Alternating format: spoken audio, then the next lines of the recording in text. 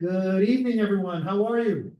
Thank you. All right, welcome. I'm David Centrone, your superintendent here in District 14. I'm super excited to have everyone with us tonight.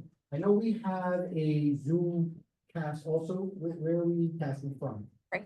Oh, you're right here? Oh, so I don't need to be in front of. Okay, so welcome to all our families and our community members that are here with us and in the virtual space today. Tonight is about us coming together with our friends from the School Construction Authority to hear more about the mitigation or the remediation that's been done at the proposed school site on 257 Franklin Street that's being proposed. Right now, the School Construction Authority has a proposal that they will be sharing with you, and those mitigation efforts will be shared with you. We do not have a design for a school planned out and in place. That's well in advance of where we are today. Today's about information for you, the opportunity for you to ask questions, to raise your concerns, if any, around what you're going to be hearing tonight. You'll hear a lot of science around what's been done and what's in the pipeline. The idea would be that we continue to engage together with the School Construction Authority in the coming weeks throughout the Greenpoint community to potentially land on a new school for our district that is very much in dire need for the Greenpoint area. And so in the coming months, I would expect that we're going to return to the conversation as we move forward, hopefully with a plan that will be a viable plan to serve the needs of our community. We'll be able to reach more around what that school, what vision we have for the school that we can start putting into motion and designing and ultimately opening up for the future students of the Greenpoint area. So tonight, I'm excited to have the School Construction Authority. We also have members of my team. I just like to point them out to you, Justin over here, and Samir, who will be with us for the night. If you have any questions or would like to raise up any concerns on the DOE side of things that you'd like to ensure that we register. Before tonight will be for the School Construction Authority, the folks who are responsible for the site and developing it and ultimately the construction of the school. So I want to give the majority of the time over to them. So I'm going to leave it there. Just again, say thank you for coming out. Thank you for engaging, whether you're a family member, students, community members, concerned citizens, and of course, our elected officials that are with us. I'm pleased to be with you, community, tonight, so that we can get the questions and the concerns out and hopefully move forward with a viable plan that will best serve our community. So on that note, thank you once again. Happy holidays. If I don't get to speak to you before we go, one more day of school before 2024 is over. And on that, I'm going to turn it over to Andrea Bender, Vice President of School Construction Authority. Thank you. Thank you so much, Superintendent Centrone. I am Andrea Bender. I am the Vice President of External Affairs of the School Construction Authority. I want to thank all of you for being here on this Thursday evening. The temperatures are dropping.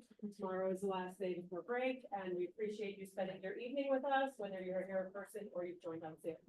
I want to particularly thank the staff, the assistant principal Gallo at PS 31, Superintendent Centrone, and all of your staff for your incredible hospitality and assistance this evening. Particular thanks to Superintendent Centrone and his team for making the Zoom link possible.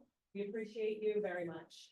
I want to say thank you so much to the elected officials, Assemblyman Gallagher, Senator Gonzalez, Councilor Maressa, I believe will be here momentarily, Borough President Reynoso, Congressmember Velasquez, and actually former council member Steve Levin has been part of these conversations going back years as well. So thank you to all of our electeds and your staffs who have also been really key in supporting us through this effort. I want to give a thank you to Zach Schreiber from the Mayor's Office of Environmental Remediation and his team as well. And before we get started, I want to just take a quick moment to introduce all of the SCA staff that's in the room tonight.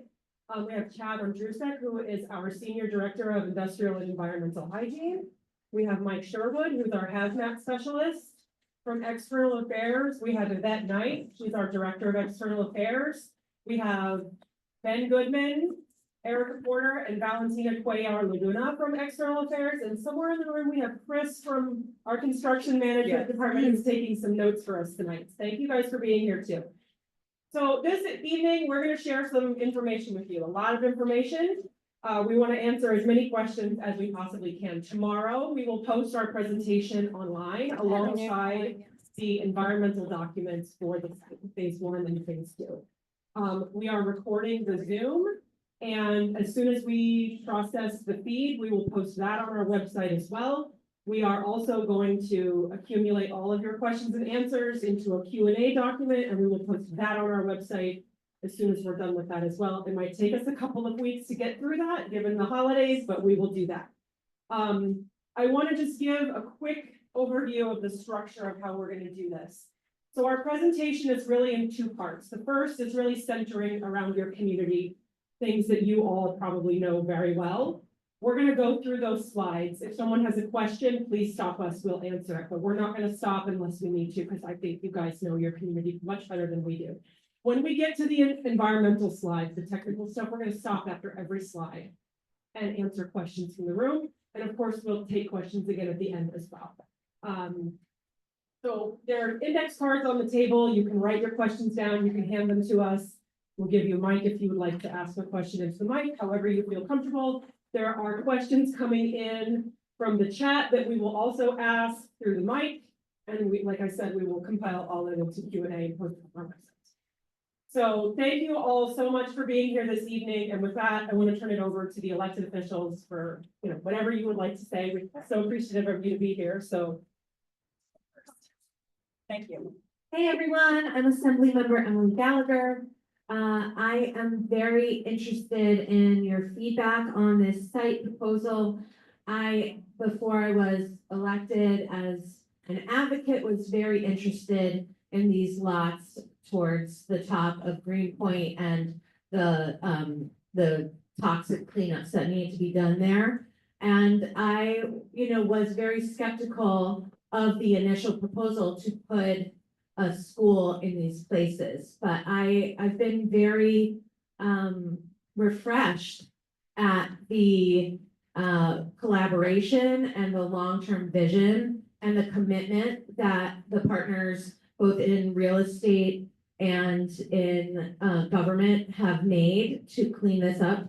And I do think that you'll agree with me that this is going to look like one of the cleanest sites in the neighborhood. Because that's what happens when we actually do the remediations. So I want to thank everybody for taking this time. I know it's a really busy time of year. I'm really going to be taking notes and looking into what you have to say, what your thoughts are, and I look forward to moving forward so that we can actually have enough educational spaces for all of the students that exist here. I'm going to pass it to Senator Gonzalez. Hi, everyone. Good evening. My name is Kristen Gonzalez. I'm your state senator, and I want to keep this brief because tonight is really about all of you. I represent a tri-borough district, and for example, in Long Island City, we have a massive rezoning right now where we're getting additional schools because we have a higher density. We've seen that Greenpoint's population has increased significantly, and we are owed a new public school, and it's great to see progress on that. But just like in other parts of our district, that should not happen without feedback from all of you, and without assurances that where we put these schools will be safe for the students who will go there, and also that the schools will have capacity and all of the things that you want to see involved.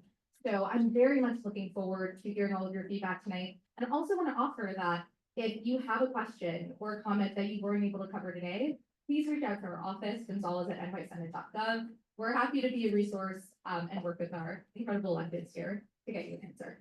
Yeah, I'll turn it to Councilmember Rustler. There we go. Thank you. Thanks so much. I'm sorry I was a little late this evening, but it's great to be with you all. I just want to firstly thank the PS31 team for hosting us. Mr. Principal Gallo and Ms. Cara. I don't know if Ms. Carlotta was hiding somewhere, but we really appreciate it. I have some good news for PS31, which is we were just able to get approval from the School Construction Authority this week to move some resources around to fund the AC in the auditorium. So that we were excited about. I thought we were going to be in the auditorium tonight, but we're happy with that moving forward.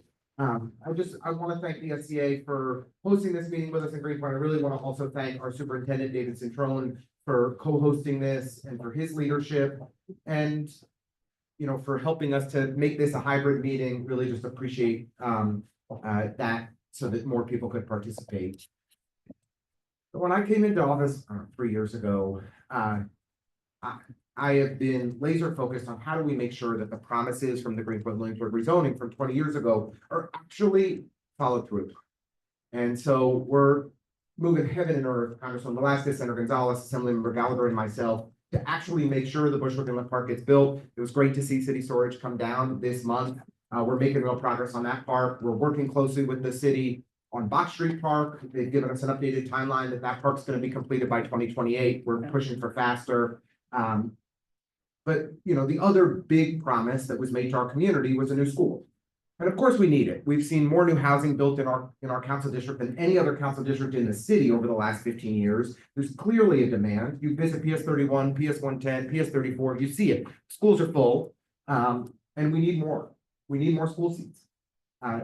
This site has been controversial, right? We all know it. When it was proposed 20 years ago and ever since, there's been a phenomenal amount of community pushback. I think it was 6 or 7 years ago that there was a petition in the neighborhood that got 6,700 signatures on change.org saying they did not want a school at this site.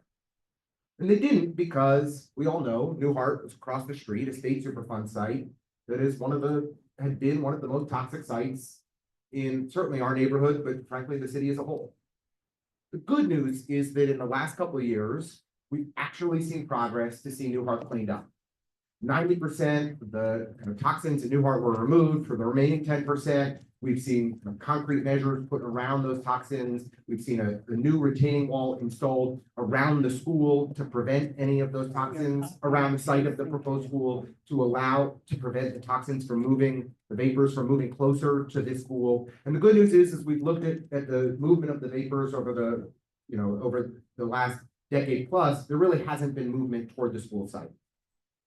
All of that being said, it's a fair question to ask this community, do you feel safe sending your kids to go to school at this site?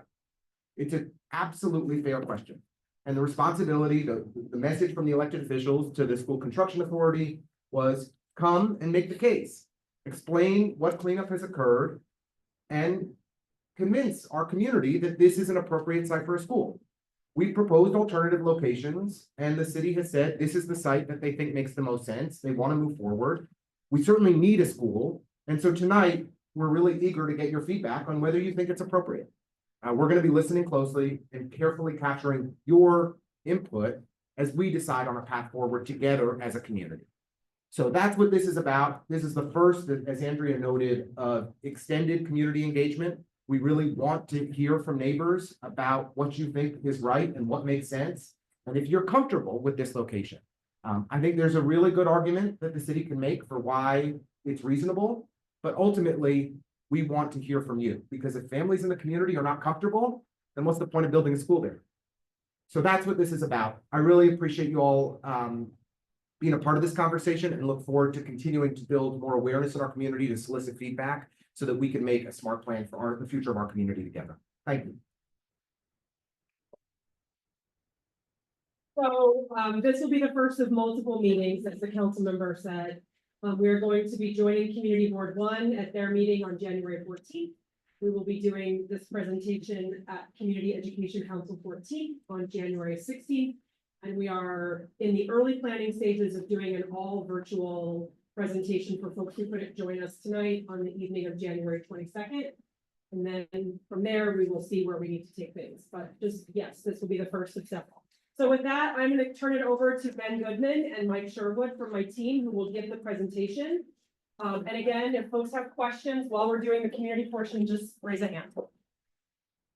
Thank you so much, Andrea. Thank you again to PS 31 for hosting us this evening. I'm Ben Goodman from the New York City School Construction Authority. Joined also by my colleague, Mike Sherwood, who's a licensed New York State professional geologist. So we're here, as we all know, to discuss a potential new public school on Fort Greenpoint, potentially located at 257 Franklin Street. The next slide, please. Hold on, Ben, 1 second. Dan Wiley. That's okay. I didn't want to. We're just gonna give Dan the microphone. Dan Wiley from Congressmember Velasquez. I'm from the federal government and here to help. Congressman Velasquez in Washington to see if we keep that federal government open beyond tomorrow. So I want to continue with this presentation, but we certainly want to see this school, I walked in with Steve Levin. I was stuck on the bridge over another super fun site called the Newtown Creek. Yeah. Steve Levin, the former city councilman, I think he's kind of responsible, but the promise for his school goes back to 2005. So let's see what we can do. Thanks. Thank you.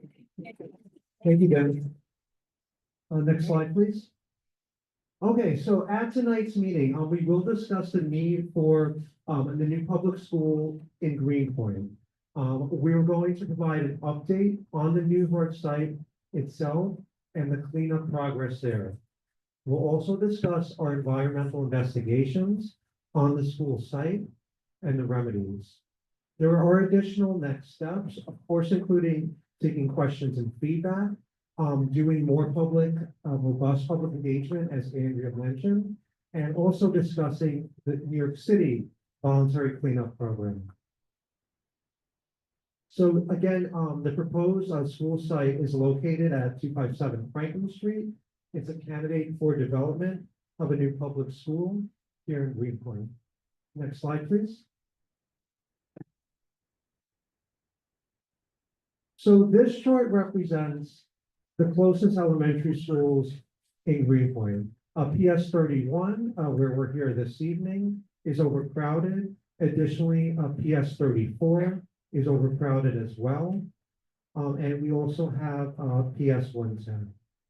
So the nearest schools to communities are rapidly developing in Greenpoint are more than a 20-minute walk away. We all know that there's been recent new development in Greenpoint. There is a dire need for new school seats. Next slide, please. This is a map showing the existing schools in Greenpoint marked in red, and the proposed new school site on Franklin on the northern area of Greenpoint marked by the yellow star. Next slide, please. So this is an aerial view of the proposed location. Southwest corner of Franklin and DuPont Streets. It's approximately a 20,000 square foot lot. Next slide, please. So our potential new school plans, while keeping in mind that SCA has not yet started design, is a proposal to build an approximate 450 seat elementary school. It likely would be 5 to 6 stories, including a play yard. And importantly, it will be slab on grade construction, meaning there would not be a cellar or a basement, and that's to avoid any underground concerns. The school will be fully ADA accessible, fully air conditioned, and fully electric. Also, we will look to pursue additional sustainability measures, such as green roofs and blue roofs, as for our Green Schools Guide and local laws. It is important to acknowledge that schools are used very often as community hubs, community centers, voting centers, areas to receive, for folks to receive meals, have community meetings, and do community engagement sessions. So we think it would be a welcome addition to the Greenpoint community. Next slide, please. So this slide talks about the potential site advantages that we see as builders for a new school. It is located outside the flood zone and does not require building elevation above the street level. The next item is very important for constructability. Utility connections are available. That's great. It's less work the contractor would have to do and makes the site more ideal. In terms of pickup and drop off, and dismissal in the afternoons, the building will have 2 available street frontages, both on Franklin and DuPont. The immediate surroundings are also mostly redeveloped. It includes existing new residential buildings and community amenities. Also of note, a hydraulic barrier wall was installed last year, prevents future migration of contaminants from the Newhart site. So to make note of that, that wall itself is doing its job of preventing the contaminants from coming on to our proposed site. We'll talk more about that in a minute. The community did ask us, as well aware, to wait until the Newhart site was cleaned up. At this present time, that is complete. A building on that site is now leasing and families are moving in on the Newhart site itself. So our robust engineering controls and environmental actions also go above and beyond code requirements. And they are implemented as part of our design standards, which of course would continue to be the case for a potential new school at 257 Franklin. Next slide, please. So I'm going to turn over to my colleague, Mike Sherwood. Thank you. Thank you, Ben. Thank you, Andrew. Okay, so we're gonna get into some technical details here. We're gonna really get into the weeds. So if you have any questions after each slide, as Andrea said, please feel free to stop me and ask. So this slide shows the Newhart site here in the upper right-hand corner, and all of the wells associated with that site are shown in green. Our site is down here in the lower left and is kind of cross corner from Newhart, and all of our wells that we installed in both 2008 and 2023 are shown in black. This transect, I will get into more on the next slide, but essentially is a cross section through the site that will be showing you sort of what it looks like underground at this particular site. I think that's essentially it. Oh, groundwater flow direction.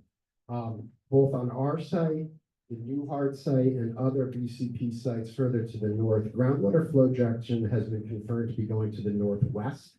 Even though this is elongated in this direction, groundwater flows in this direction.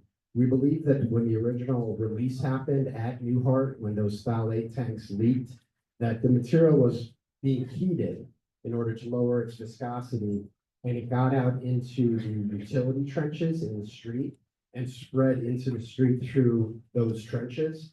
And essentially, this circle here is where the phthalate plume has been for many, many years. We haven't seen it change. DEC has been monitoring it since 2012, and it's essentially stayed just like this. Next slide, please. Okay, so this looks at the site in cross-sectional view. The proposed school site here on the left, obviously we put a bus for scale. The Newhart Shed site on the right. Here you can see the phthalate tanks. We're showing the contamination emanating from that site in blue. And in the middle, we show the the street between the intersection between the two sites. So basically what has happened so far is that at Newhart, they installed sheet piling all around the sides of their site, as the council member mentioned, all the way down to 35 feet. They then excavated down to 19 feet, dug all of that material and tanks and contamination out. And they also did some in situ solidification at the very bottom from 19 to 25 feet. That's essentially mixing concrete with the in situ soils and turning it into a big concrete block. So that's what they did here. This sheet piling remains in place. There's now a basement there for the new residential building. So all of this mess is gone. What we're left dealing with is this tongue, if you will, that sticks out into the street. This got into the cross section, and basically that's what they're left to deal with. When Councilmember Rustler said we're 90% of the way there, it's because of this that we have some still to go on that site. Are there any questions? Use the microphone so the hybrid folks. I got it. I'm trying to make sure.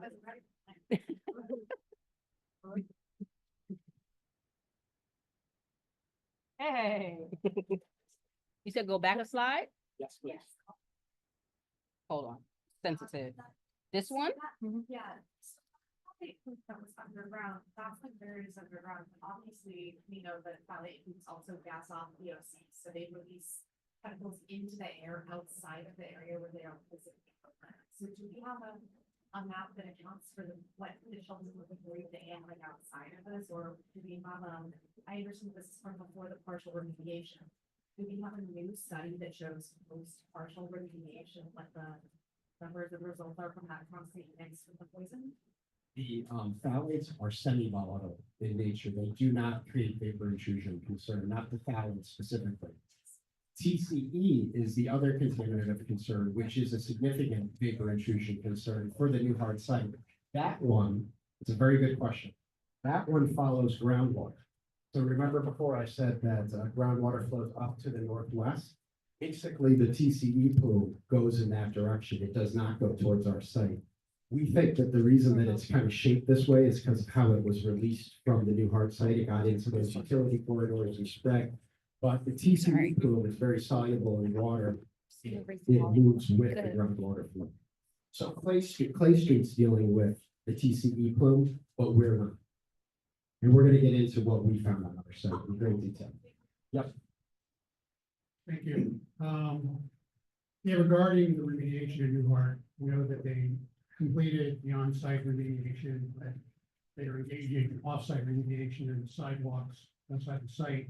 So I just want to know if the wells next to the potential school site are, you know, there is a remediation activity happening there.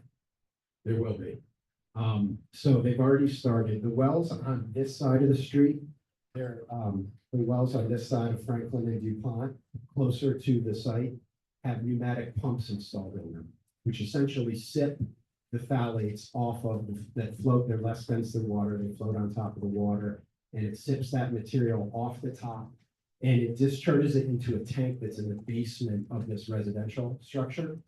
And that gets pumped out, I think, on a monthly basis. That's essentially how they're dealing with that offsite. The wells on this side of the street that are not connected directly to the site are evacuated with a vacuum truck on a monthly basis. So basically, they put a drop tube down the well, and a big tanker truck sucks it all up and takes it away for offsite disposal. That will probably continue for the next few years, if I had to guess.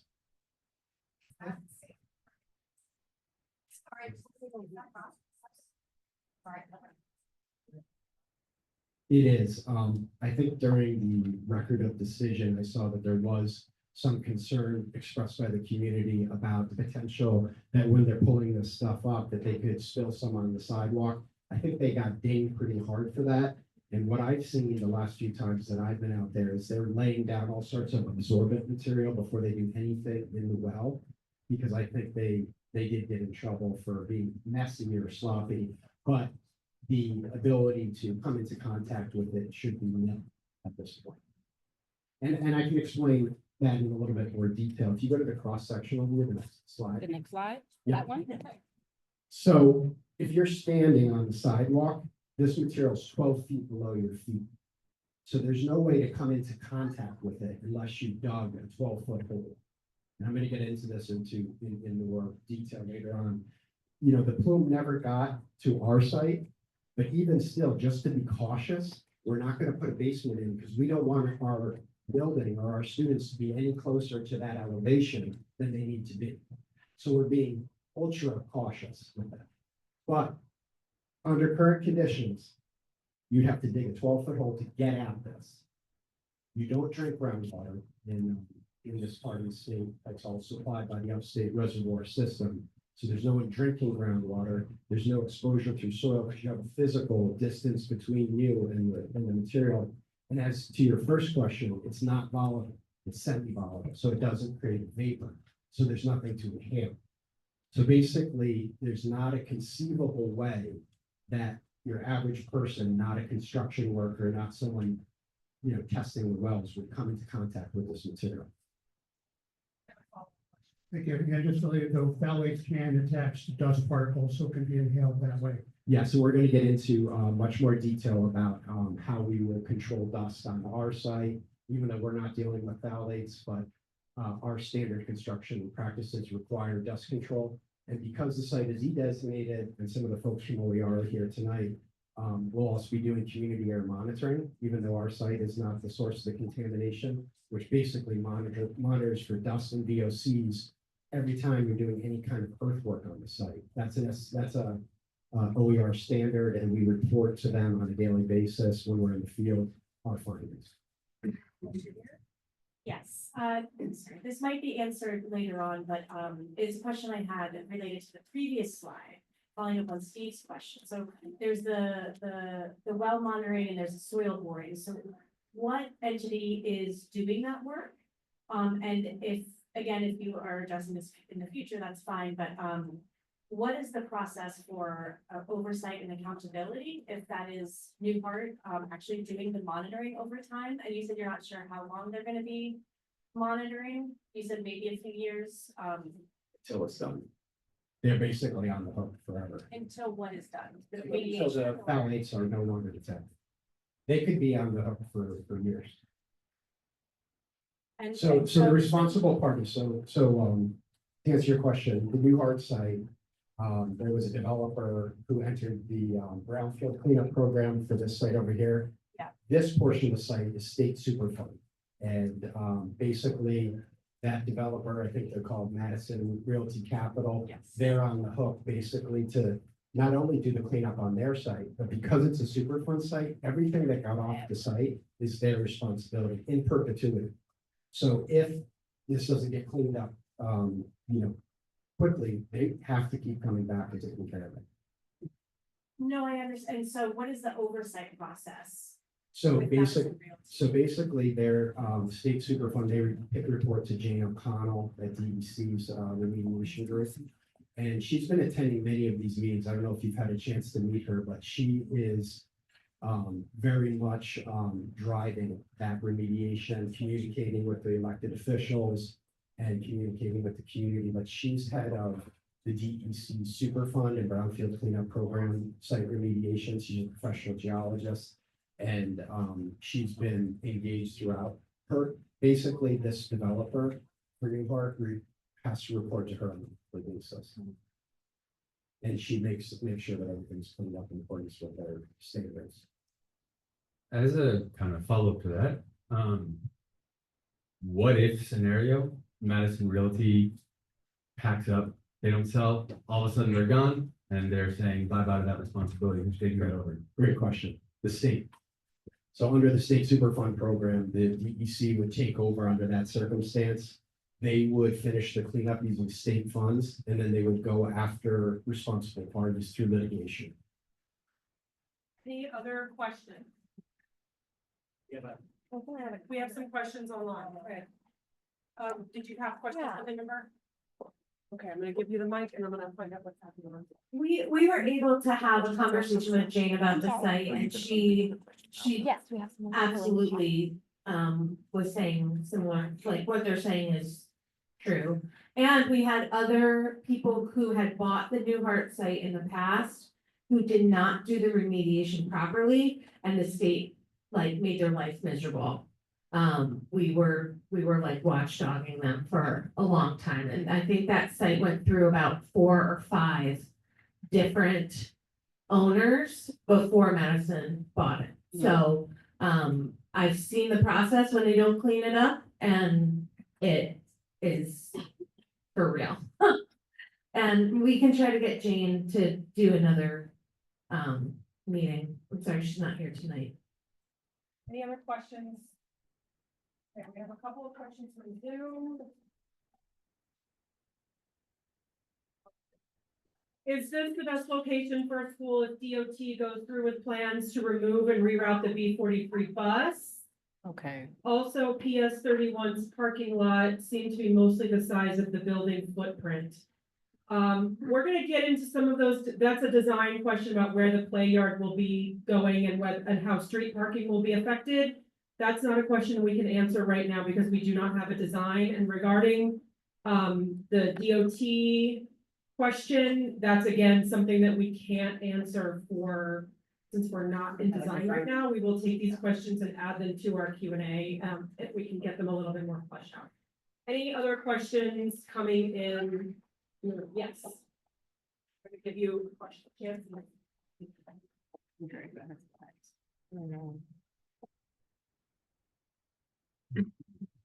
Good evening, I'm Dr. Darling from Panel of Education Policy.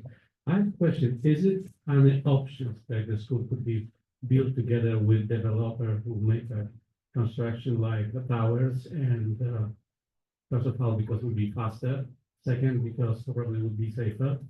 That's the question. I'll take that. Generally, when we do a school in a mixed-use building, it's very inefficient and it's a lot more expensive for both us and the developer. It requires an even greater footprint for us because we have things like double-heighted ceilings and column-free gymatoriums that developers don't have. And fun fact, they're actually not faster than we are.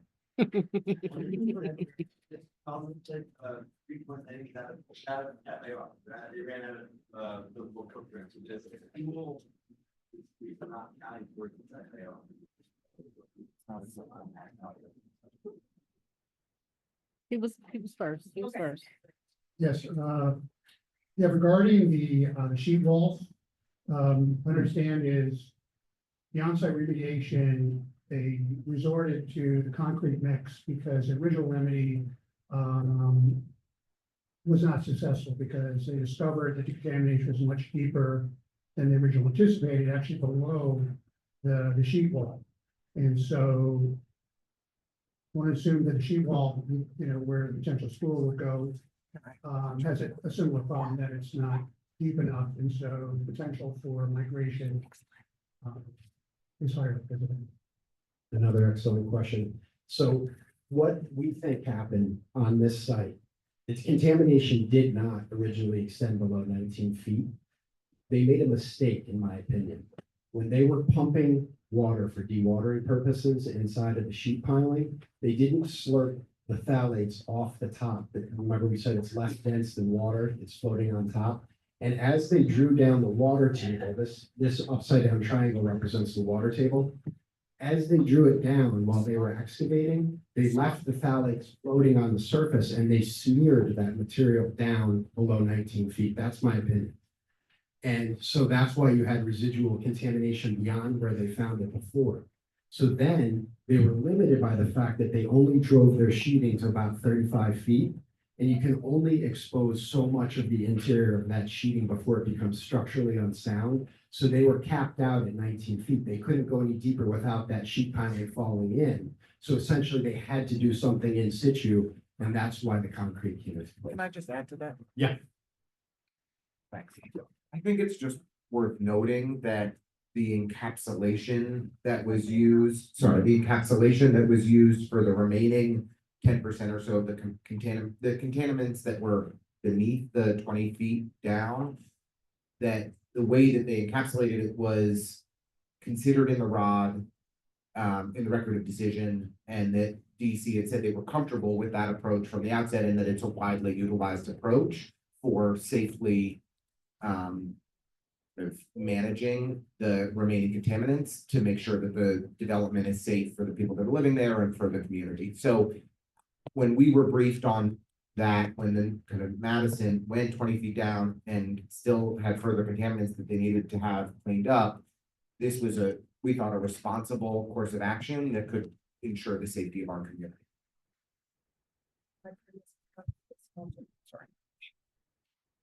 Hi, so this is kind of a follow-up question to what this gentleman asked. I was one of the moms who was part of a working group in 2018 who worked with Councilman Levin. When we pushed back on this, the community was promised 3 new sites that were going to be recommended for our school because this one was not seen as viable. So I guess whatever happened to those 3 sites? Sure. So I have been part of groups at SCA that have reviewed multiple sites over my 5 years at SCA. We reviewed several sites, and for one reason or another, the sites were not viable for school construction. This site is viable for school construction for a lot of reasons, but Greenpoint is a challenging neighborhood. It was a highly industrialized community with lots of sites that have environmental profiles more similar to other sites in the neighborhood than they are similar to our site. And there were constructability challenges all over the place. There's not a lot of vacant land. But we did look at multiple other sites. Anytime someone sent us a site, we evaluated it. Unfortunately, none of them were feasible. Any other questions? Let's move to the next slide. I think it's just important to, SEA's perspective. What's been clearly conveyed to us is that their perspective is that what's changed dramatically, or most consequentially from 2018, is the Newhart cleanup, right? The only reason that I'm up here saying that we should have this conversation is because the Newhart site has been cleaned up. Prior to that, which was the case in 2018, this was a total non-starter for me and for all of us and for this community. So that's the most important change, and that's why we're having a conversation. Thank you. Okay, Mike. Next slide? Yes. Okay. Okay, so this slide focuses more on our investigation that we did in 2023. So we took out the ones that we did 15 years prior in 2008, and we're just showing you the 2023, the most recent investigation that we did on site. All of our borings shown here in various black circles. The hydraulic barrier shown in pink again, that was installed by the Newhart folks in the sidewalk surrounding the site. We designed our most recent investigation based on the site being E-designated. As part of the rezoning of the community, many of the sites are E-designated, meaning that they require the New York City Office of Environmental Remediation oversight of those, both the investigation and the cleanup. We have some of the OER folks in the house tonight. And essentially, they have certain requirements for the number of borings you do for spatial area, the number of samples you take, what type of media, and what analyses you run. And basically, we designed this to meet their requirements. I'll draw your attention to this boring in the very corner. We basically tried to get as close to Newhart as we possibly could while still staying on our site. This SB03, we really wanted to look and see, are we seeing anything on our side of the property line related to the Newhart contaminants of concern, the phthalates and the TCE, as you mentioned. And essentially what we found was in the first 4 feet of this boring, we found historic fill. That's a very common thing you find in New York City. It's essentially, I'll get into more detail of the definition of historic fill, but it's basically like C&D debris and other things that were used historically to raise the elevation of the site. We found that in the first 4 feet. We took a sample in this boring right above the groundwater interface at 10 to 12 feet, and we found no VOCs, no SVOCs, no metals, no PCBs, and no pesticides above regulatory comparison. No contaminants of concern from the Newhart site. We also sunk a well in this location and took a groundwater sample. We had no VOCs, no SVOCs, no metals above regulatory comparison criteria. The only thing that we found in the groundwater was unrelated to Newhart, and we found low levels of PFAS. I don't know if you guys are familiar with that, but you kind of find it at background concentrations everywhere. Even in rural areas, you find PFAS. So we found that very low concentrations, but no Newhart contaminants of concern. Any questions? Got a couple from the chat over here. Okay. One, how will the shelter in Clay Street be affected by the build of the new school? Will the members of the community who are sex offenders and stay in the shelter be turned away? That's not a question that we can answer right now. That has to do with operations way down the road after we've done design, construction. We're just not there yet. Let's see, with all the construction around this site alone, why a school for only 450 students, not a bigger school? So 450 is actually not our smallest school program. 450 is a pretty average size school for us. But one of the reasons why we can't make it bigger is because we usually don't go higher than 5 stories because FDNY does not like evacuating little legs from tall buildings in the event of an emergency.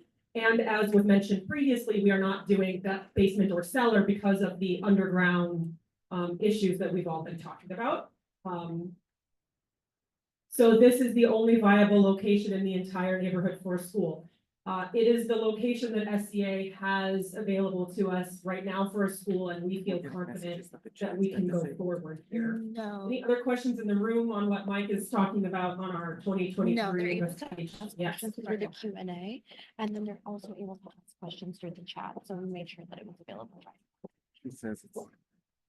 I understand that there's a school called St. Alphonsus that's on Java Street that is not currently being used as a school, but is a school building that was built as a school and is in the Green Point community already. And is currently being partially used as an office building, but isn't full. Is there a reason that we can't use a building that already exists? And isn't there a superfund site to create a school and seats for these kids? That seems like it would be a great solution. I am happy to take that suggestion back to our real estate office. I'm not aware of that site is not part of the DOE portfolio, so I assume that we would have to lease it. And even when we're leasing existing schools, there's a great deal of construction that would have to happen, not like building a new school, but I'm happy to share that with our real estate office. What's the name of the school? St. Alphonse. Erica lives in the neighborhood. Any other questions in the room? Yes. So the investigation that you've already done, to show that, there aren't any levels that are alarming, is that the investigation that, sort of the site for non-use? In other words, are you saying that no remediation is necessary for any prior use based on this investigation, or are there further investigations to do? The investigations have indicated that this is a very typical construction site. There's always things we do as part of our standard construction. Like for instance, there's a former tank that we identified right here. That'll have to be cleaned and removed and registered with the state when that comes out of the ground. We'll have to take more samples to characterize soil before it's taken off site for disposal. So when you go to like a disposal facility, they're usually in New Jersey or Pennsylvania, they have testing requirements associated with that, where you take more samples for their required analyses and you share that with them, and then they say whether or not you can bring material to their site. So there'll be additional testing with that, but really, this site is very standard with regard to what we do. All the things that we're talking about, that we'll get into and more on additional slides ahead, we would do anyway. The only thing that I would say is different about it is because of the rezoning, the site is E-designated. When a site's E-designated, you Yes. automatically have That person has regulatory actually been oversight from addressed the already. They So weren't all of answering these your questions and said, investigations, the questions in the what you chat. plan to do with the development, including digging or anything like that, has to go through their review and approval, and we'll get Please into answer the question in how the we're chat. going to It hasn't volunteer the been site to disabled. even go up a level into a voluntary cleanup program, just to provide the community with additional assurances that we're doing the right thing. Does that make sense?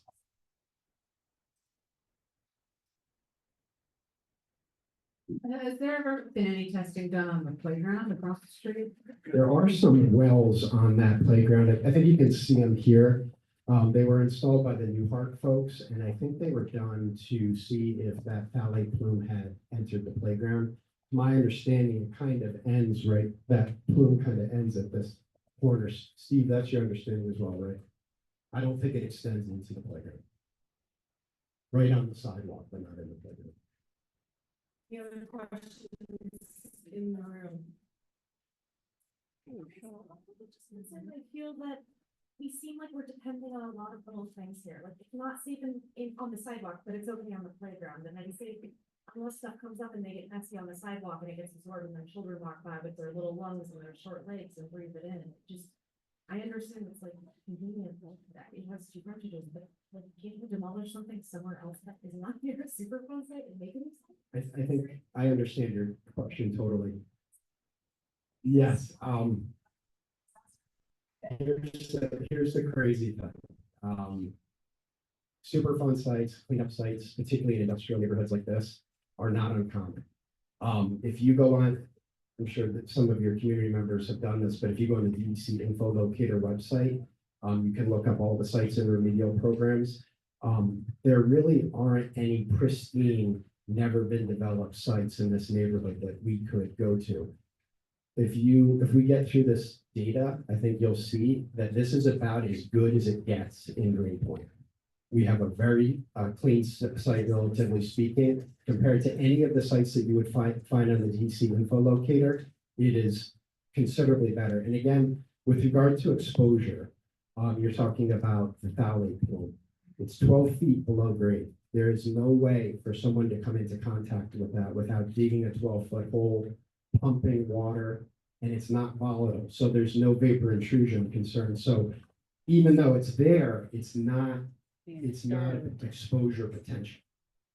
Understand that the DK and cement plant isn't directly relevant to this, so I don't mean to introduce a red herring, but it's hard. We also have the worst air quality separate from the ground contaminants, the soil vapor. I understand you measured for soil vapor and it was appropriate, but even looking at an air quality meter outside, you can tell that just the air here, even separate from the superfine site, is not safe for children to be breathing.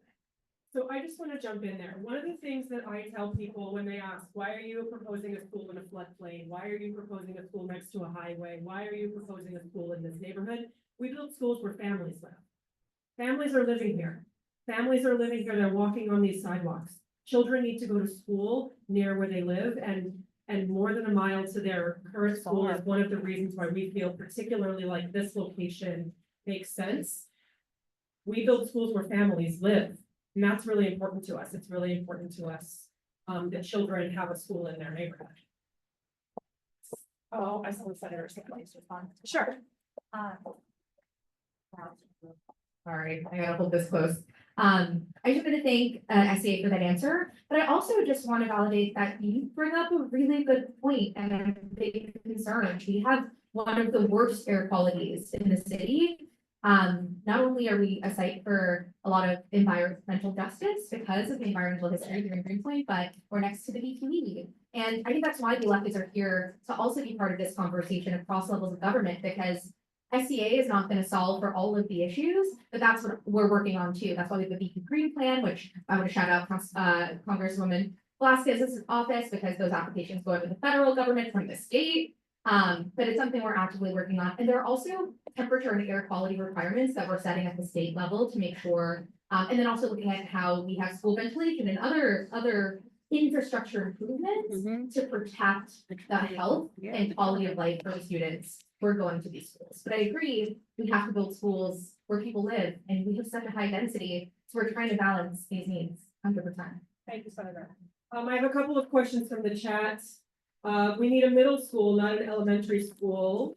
We have 3 elementary schools, but no middle school, and each unit is a middle school. So, if you go back to the slide 5, maybe, shows you the capacity that we're facing at the existing schools in Greenpoint.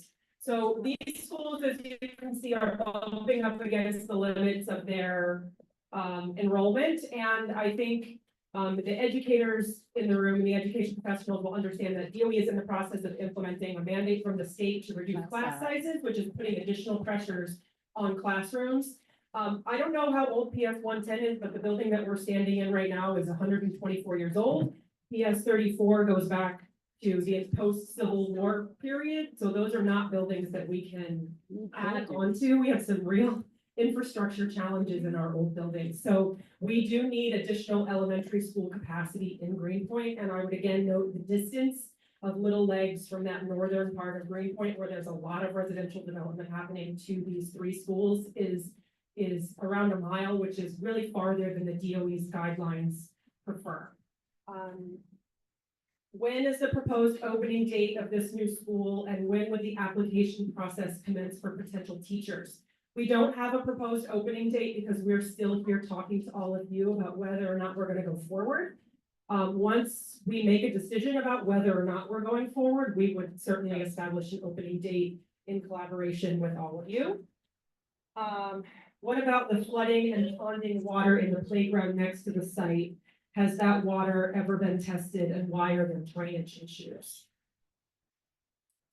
I don't know that has been tested, but generally speaking, stormwater is not impacted by anything in the subsurface. It's pooled rainwater essentially from runoff, and while it can have sediment and other things in it, it's not going to be affected by the Newhart contaminants of concern.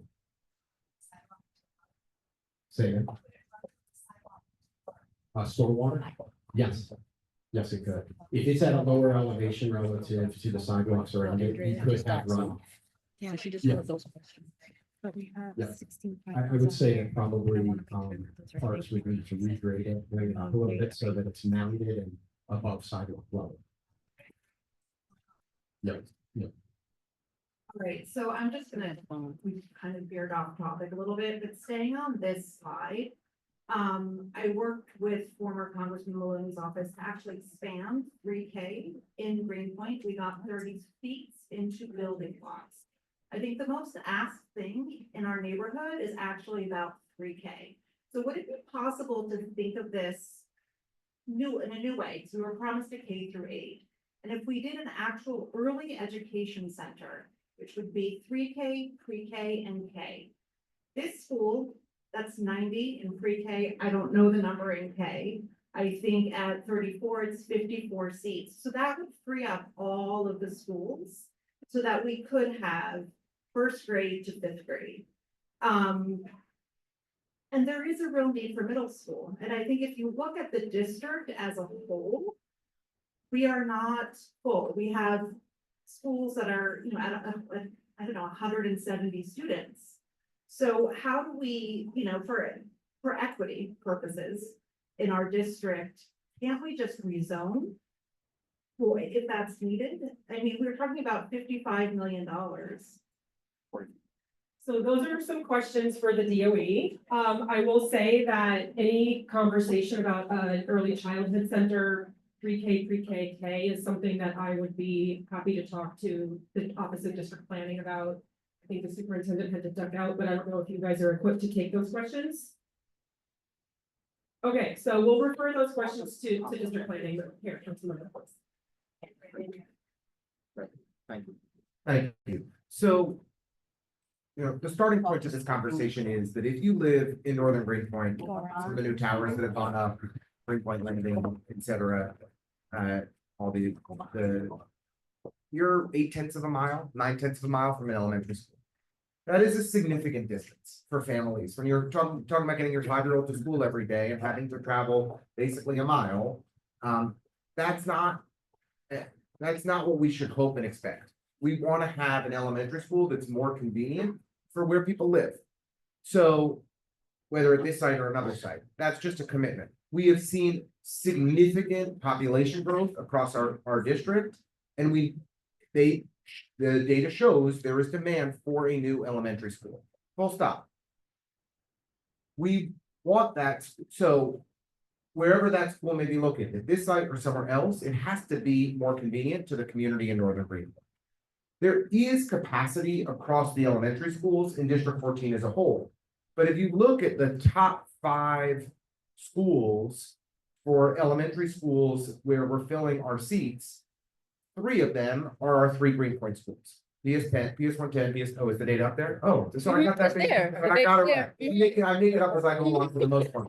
Sometimes, Got it. The other key thing I want to say is that we're working hard to make sure that there are more and more good middle school options that families are excited about in our community. A lot of families enjoy 318 in South Williamsburg, 577 in the north side, another great option. We've been working really closely with GEMS 126, the middle school that is located in Greenpoint, where great things are happening. And that school saw their enrollment increase this year for the first time in many years. They have a terrific new principal. Emily and Kristen and the Congresswoman's office and I are investing dramatic new resources. We've included in our District 33 School Equity Initiative and are literally putting millions of dollars into this school. We've got a commitment from a private developer to renovate the playground. We're renovating the auditorium. We've got intensive tutoring offered to the students in the school to offer additional academic support, and lots of arts and STEM programs as well. So there are good things happening in the middle schools across District 14. We want to continue to make sure that families are excited about the middle school options in our community. What the data shows, though, is that we need a new elementary school and we want it to be convenient to where our community lives. Thank you, Councilmember. A couple of questions from the chat, and then we'll go back to the room. Is the school capacity data of current schools based on square footage or staffing?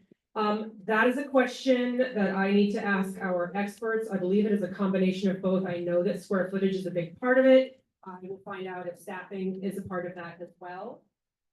Second question is, what about the trucking yard on West Street between Eagle and Huron? The plan is to turn that area into a huge park. Can the plan be amended so that a school can be built there? So as I mentioned, SCA did evaluate multiple sites as an alternative to this site. This was one of the sites that we did look at very closely, and unfortunately, for many reasons, it was not a viable site for us. It was not feasible for us to construct a school on that site. Two more. We're here tonight to talk about this site, and I want to keep the focus here, but we did do an exhaustive examination of that site. One of the things I recall was in the flood zone. I was curious if you have already designated the new proposed school zones, should this be built, and if you know. Typically, DOE would draw the school zone for a new school about a year before it opens, so we're pretty far out from that. What is the recommended distance for traveling to middle schools? Because the middle schools, I mean, we have kids who, you know, it's 30, 45 minutes to an hour for them to get to middle school. That's a great question that I don't have the answer to right now. I know that for elementary schools, it's half a mile. Middle school students, I know that DOE is comfortable with some level of busing and train, but I will find out. Yeah. Okay. You can go anywhere. Again, creative question, but we have what is supposed to be a greenway on West Street. There's always trucks in the greenway, but wouldn't it be possible if we were to kind of get past this site, no offense, but build it somewhere else, that the greenway can be used? I mean, it takes families who live up north 7 minutes to bike here. I am not sure what your question is. There was so much pushback from this site Yeah, in it looks- 2015. yeah. The street was not remediated. It says that it's shared, So it's- and then the other. Frustrating as community members to be back there. So if the majority of parents don't love this as an idea for their children, what are the other options? I mean, are there just 0 options and this is it? I would say right now, SCA has been holding on to this site at the community's request for more than a decade. We adhered to the elected officials and the community's request to wait until the Newhart site was remediated. That's really done, and that is why we are back here. We have, other than the sites that have been sent to us as potential alternatives for this site, we have not looked for other sites in Greenpoint. This is a site that is a $1 a year lease for 99 years for SCA, and we do not have in our current capital plan acquisition funds to purchase another site in Greenpoint. And we are all here from SCA because we believe that a school is safe to be put on this site now that the Newhart cleanup is 90%. Just one other thing in that regard. The problem with the school site and your concerns is there's the Newhart site right across the street, and we get that is a bad look perception wise. It's right there, it's a super fun site, it's leaving the site, but the actual samples collected on our site are the best we've seen in Greenpoint. So we're trying to give you the site that has the best results on the actual property. We get that across the street, there's a super fun and it looks terrible, but at the end of the day, we have to control what's within our property boundaries, and we think we're doing that. And we were gonna put engineering controls into our school that will be fully protected. I'm gonna get into it in some additional slides. And you have to kind of think of it in that context. We're controlling what we can control. Yeah, I guess, oh, that was a debate, all right. I guess I was just wondering when you started to talk to it, what additional measures specifically to the street, I think you alluded to it. I think a lot of people here would love, and I realize maybe it's later in It's the later on, presentation, yeah. but I would love to get to that, to better understand so we can ask questions that are pertinent to the plan that is expected to roll out rather than, our current fears Shall we are move getting on? the better of us. Shall we move on? Okay. Beautiful, we love that. All right. We'll advance to this next slide. I'm Uh, ready slide for- 12, There we please. go. Back one. I think.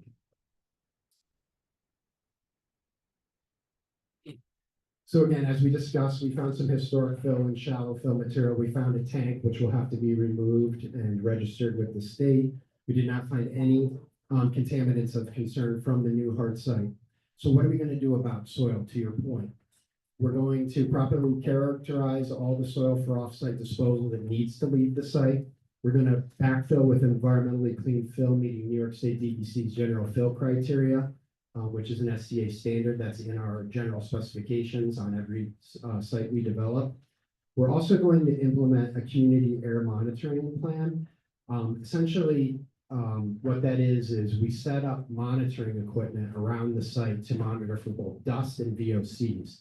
And the reason we're doing that is the site is E-designated, so that is an OER requirement. While our site doesn't have any source of contamination, it still requires a camp, and we still want to do a camp so that we're constantly monitoring the air during our work to make sure none of our dust leaves the site.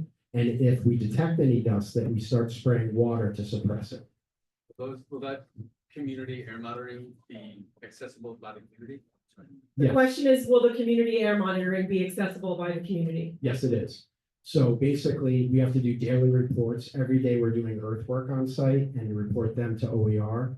And as part of that, we upload our data. It's all, it's through a telemetry system. Basically, you can upload all the data to a website and track all of it. And the OER folks can see if there's any exceedances of any criteria. The main thing we'd be looking at here, since there aren't any VOCs to speak of, is dust. We'd be looking to control dust and make sure it's stamped there. 2 questions from the chat. One, will the link be available to review this content at a later date? The answer is yes. As soon as we receive the Zoom package from District 14's beautiful staffers, we will post it on our website along with the presentation and the phase 1 and phase 2 environmental documents. Is there any info data studies with respect to any potential toxic creep over the long term with respect to the school site? Is there any info data or studies with respect to any potential toxic creep over the long term with respect to the school site? So the Newhart folks are going to need to continue to monitor that phthalate material that got into the street until it's gone. They're going to be monitoring that for a long period of time, in my opinion.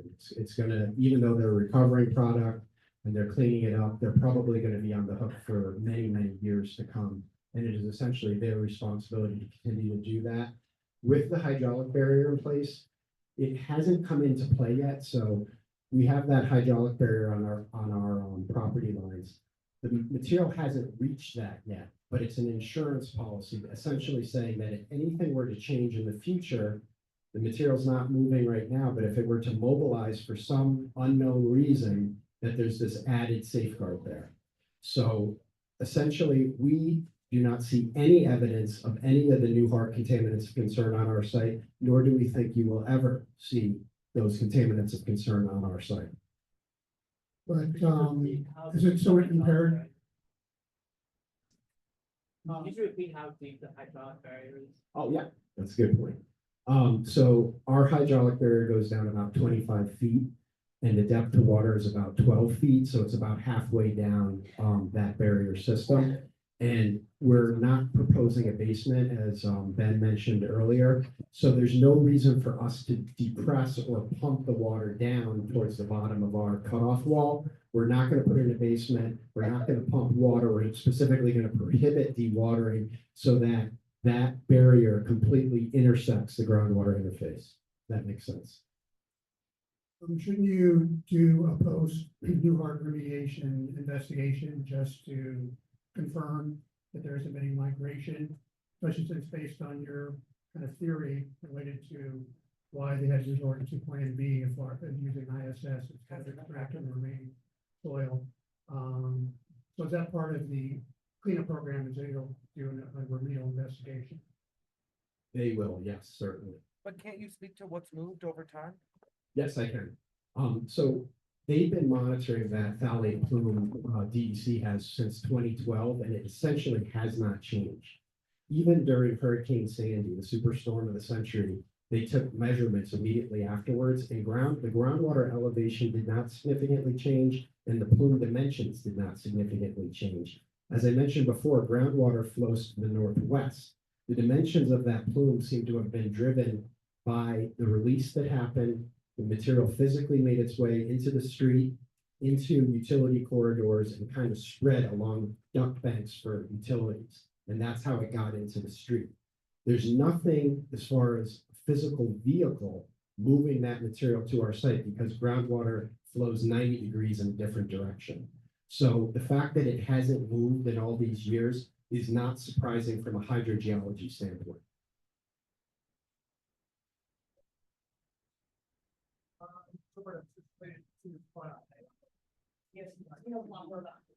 Thank you. Yeah, just related to flooding, climate change. That 100-year flood threat, 500-year sea level rise has been recalibrated to increase about a foot in the next 25 years. So how is that factoring into remediation and potential development of the physical structure of the school? Yeah, so we factor that all in at our design phase, which obviously we're not here yet, but essentially what the SCA does is they take the highest measured groundwater elevation and they don't develop within 5 feet of that. They add 5 feet to the highest observed groundwater elevation. As a result, there will be no basement. So essentially that's how it's dealt with from a design phase. You wouldn't want to put a basement where water could come up and cause a condition later on in the future. So basically, the engineering that we're doing around that is to just eliminate the basement altogether. Hi, thanks. Just 2 quick questions and kind of, I guess, piggybacking to some degree on Steve's question about groundwater. I know one of the expectations is over the course of time that groundwater in this area is going to rise, right? And that's the reason why this community can't have rain gardens. DEP is not putting rain gardens in this community in large part because of the permeation, right? The permeable surfaces moves some of those plumes around or can, right? Is what we've been told. Would that similar sort of thing be in play here? Not necessarily just for Newhart, but any toxins that are immediately around the area as groundwater is rising. And I have a secondary question not related to that, but I guess that's sort of, yeah. So your concern is mostly about stormwater? Stormwater and just the general toxins that are in the area. Right now, it's like you have a hydraulic barrier, you have the monitoring from Newhart, you have the monitoring from the school. That all sounds good, generally speaking, or as good as it can sound with the state Superfund site. But I think generally, are you projecting for groundwater rise? Period, right? Yes. Generally for this area, period. Yes, we are. Our design standards take that into account and we add 5 feet to the highest observed water elevation. And basically we design around that. So again, the way that we calculate it, we add 5 feet, which is ultra cautious. And then we eliminate the basement basically because we don't want to have to contend with it during construction or ever in the future. And the site is, I think Ben mentioned it at the beginning, is outside of the flood. Even with the new flood maps that were developed by FEMA, the site is outside of the flood zone. Some of the other sites that we looked at in the community were within the flood zone, which creates its own set of design challenges. It's close. So I have a question from the chat, and then I know we have a follow-up here. What is the timeline between identification of the reduction in air quality due to dust as a result of construction and the beginning of remediation efforts? So as it relates to the community air monitoring that will be done during any invasive work, prior to us actually excavating on the site is currently paved. So there's no exposure to any dust coming from the site currently because everything's capped with asphalt pretty much. And there's a small building on the site as well. But once we start digging, we basically we triangulate these different monitoring stations. And there was a picture, there actually is a picture here of what one of those stations looks like. And this is the the monitoring equipment, a PID and a dust particulate monitor here. And essentially that's giving you real-time readings while you're doing the work. So that the operator, the person monitoring the equipment, gets a notification if the dust gets above, I think it's 100 micrograms per meter cubed. Once you get to that level, you have to start spraying water and you tamp it down. If the dust gets above 150 micrograms per meter, you have to shut down the job until it comes back down again. And essentially what we do is we put these stations all around the property, both on the upwind and the downwind side, so that we know what we're receiving from other sites around us. Obviously, your community is going through a lot of construction currently, and what we're actually contributing to the dust ourselves. So we're looking at what's coming onto the site from upwind and what's going off the site from downwind, and that's how we figure out that number. That makes sense. Have a question before we move to the next slide? Sorry, just one other question, just, I know that folks are talking about the flooding in the playground and some of the other issues around there, and I know this is something that Zach knows quite a bit about with the dangerous streets in the area, right, the speeding, the lack of crosswalks, you know, considering SCA is not paying anything to purchase this site, right, it's already within the city portfolio. Is there, and maybe this is also something for the elected just to be thinking about, further investment in that playground, further investment in those streets themselves. Many years ago, folks talked about creating a plaza on DuPont between Franklin and Commercial, a beautiful plaza in front of the school. You know, these are the sorts of things that I think the community would want to see in addition to that as a larger investment. So I just think something to consider, something you have considered, you know, I think it's something that's certainly needed. I'll just point out, when we design a new school, we do something that all developers do called a builder's paver plan, that we work really closely with DOT on street safety, on safe routes to schools, on busing, on walk paths, on street improvements. We do some, DOT does lots, the lion's share. So that's typically something that would come in the design phase for the school, is a holistic look at the streetscape around the proposed location. That is something that is baked into our process. There was something else that you asked about. Playground as well. Sure. Sure, the park, yes, the park belongs to parks, yes. I'm really grateful to you for bringing that up. I think one of the things that all of the residents of this area struggle with, in addition to the lack of a school, frankly, I've been there for some time, and we all have struggled with the effects of rezoning that have impacted all of us, whether you live in the towers or not in the towers. Our area, which previously had been a little more livable, has become super tough for people, and especially that area because of the towers. And I would love to see the playground raised and leveled so it doesn't get flooded with toxic water. But also, right now, Newtown College Park has a problem where it's overrun with off-leash dogs, and there's no place for kids to play. And the soccer field is full of off-leash dogs swimming, and the playground is full of water. I would love, to the Plaza Point, to see this, because the elite already owns it, turned into an addition to those two lots where there would be more room for people to be in enough space. And obviously, part of the concern of using this for a community site is that children spend 8 hours a day in school. That's quite a lot of time. We all spend a little bit less time collectively when we're at the park or at the soccer field, so it's a little bit less dangerous because it's less exposure time. Could this possibly be a space where, like, the people of the neighborhood, young and old, and children could all play, and maybe the school could be a safer place and the children wouldn't spend 40 hours a week? So I want to point out two things. One, this is not a site that the Department of Education owns. This is a long-term lease. So it's not a site that is within the DOE portfolio. It has been held for us in the rezoning, but it's not a site that DOE owns. So we are not free to decide. So, but in any case, we're here again because we think the site is safe for a school. We have some slides that we haven't yet gotten to about how we think the site can be safe for students to spend 6 hours a day plus after school in their school. And I think we're getting to those. Did you have a question? Yes, there will be a schoolyard plan. Certainly, that's a requirement of the health code. Good question. We don't know yet because we're not in design. So, depending on how the building lays out, we may have, some schoolyard at grade, we may have some rooftop playground, it depends on how everything lays out. You,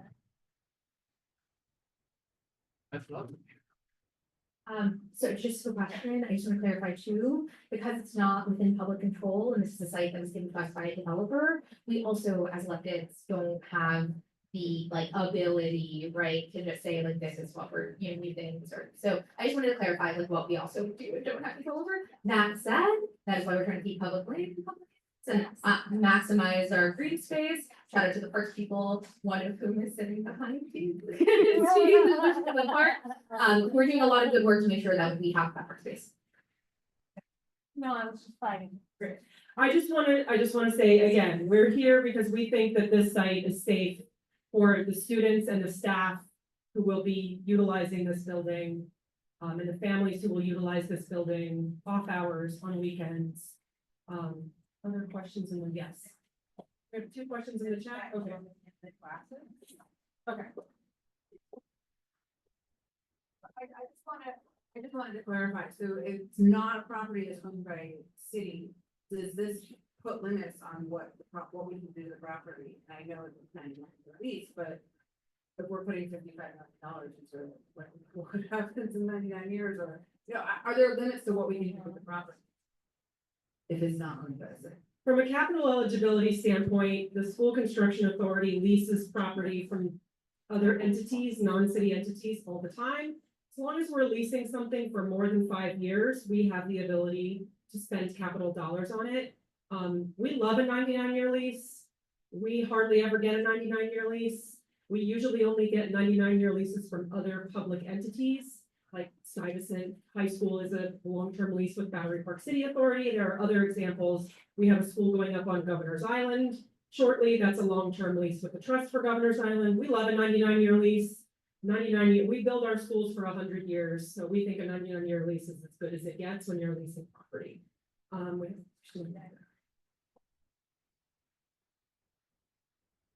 Might be a silly question, but would you guys feel comfortable with what you know? Working here every day and sending your kids if you have them here? absolutely, 100%. I have a 13-year-old at home. I would feel completely comfortable sending her here, and I probably will be on this site a lot. My boss, Chad, is here. He lets me stay involved from the very beginning of my projects until the end. So I've been involved in this project for probably 10 years. And he lets me stay involved in the ones that have more of a remedial program requirement. So I essentially am involved from the real estate transaction through design, through construction, and through commissioning of our sub-slab depressurization systems and other engineering controls we put in to protect the school. So I'm fortunate in the sense that I don't do this first part and then hand it off to someone else. I'm going to be out there in hard hat and steel toe boots, and I will be on this site. I'll be out there in hard hat and steel toed boots too, but I will be doing the dust monitoring. I have a follow-up question. How long after detection of the increased dust levels as a result of on-site construction does the remediation take place? Instantly, 20 minutes, 3 hours? How often would the monitoring apparatus be checked or monitored? It's instantaneous. It's running all the time when you're doing the work, and if there's an exceedance of the dust levels, it alerts the person on site who's operating it. Other questions in the room? Okay, let's move on to the next slide. The other thing on that slide that I'll mention that we didn't cover is another thing we'll do related to soil is that we'll put, if there's any planter areas on the site when we're done with it, which we don't think because most of the site will likely be covered with building, paved playground surfaces, that sort of thing. If there were to be exposed soil, we put 2 feet of environmentally clean fill that we test before we place it. But more than likely, the entire site will be covered with some sort of cover system, asphalt, concrete, the foundation of the building, so there won't be exposed soil once we're done. That makes sense. Next slide, please. So what did we find with regard to groundwater? We got into this a little bit before. All of our findings were consistent with our 2008 investigation 15 years ago. Groundwater resides about 12 to 14 feet below the ground surface. The only real The only thing we really detected in groundwater was the same stuff we detected in the historic fill material, which were some semi-volatile organic compounds and metals at trace concentrations. We did not detect any contaminants of concern from the new hard site, no phthalates, no TCE, no free product, nothing of the sort. So what are we going to do about groundwater? We already talked about this a little bit. First of all, no one in Brooklyn drinks groundwater. So all of your water comes from the upstate reservoir system. So nobody's pumping groundwater and consuming it, which might happen upstate or something like that. Secondly, we are going to be prohibiting dewatering on site. So basically, as we mentioned before, we're not going to dig a basement and we're not going to allow the contractor to pump water. The reason we're doing that is sometimes when you're in an industrial area, your site might be perfectly clean. If you start pumping water, you lower the elevation and things from offsite can flow into your excavation. So essentially to get away from that, we're not going to put in a basement and we're going to prohibit dewatering on our site. Questions? Okay. The other thing, of course, related to groundwater is the hydraulic barrier that was installed by the New Hart folks on our upgrading sidewalk or on our sidewalk surrounding the site, and that will be maintained in perpetuity as part of their remedial cleanup. The only other media we have left is soil vapor. So in addition to taking soil samples, groundwater samples, we also take samples of the air between the soil particles that are unsaturated in the ground. And essentially the only thing that we found was a low level concentration of PCE and some petroleum related compounds that aren't coming from our site. In consultation with OER, we determined that they're pretty consistent with background conditions in your neighborhood. And so that's essentially what we found. What do we do about it? What we do about it is on every single new construction site that we build, we put in something called a gas vapor barrier. It's essentially a membrane that's installed below the foundation of the building that's impermeable to vapors. And there's a very careful QC process that's done while this is being installed. There's smoke testing to make sure that it's vapor tight. And it's something that we do on every single new capacity job that we build. In addition, we're going to put in another engineering control just because of the industrial nature of the neighborhood. We're going to put in something called the subslab depressurization system. That's essentially a network of piping and gravel that goes under the slab of the new building and creates suction. The reason you do that is that essentially if anything was to move, let's say 87 years from now under our site or some other condition was created, this system essentially prevents any vapors from coming up and through the slab of the building. It evacuates it to the roof. And I think many of the new developments in your neighborhood have these systems. Next slide, please.